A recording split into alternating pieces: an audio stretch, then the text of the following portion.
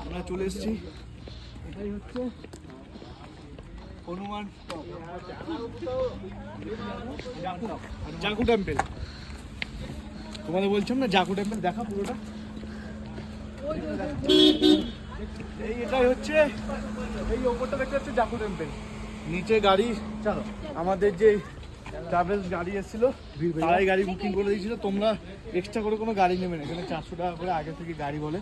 তোমরা যেই ট্রাভেল এজেন্সিতে আসবে তাদেরকেই বলবে যে গাড়ি করে নিয়ে আসছে জাকু টেম্পলে।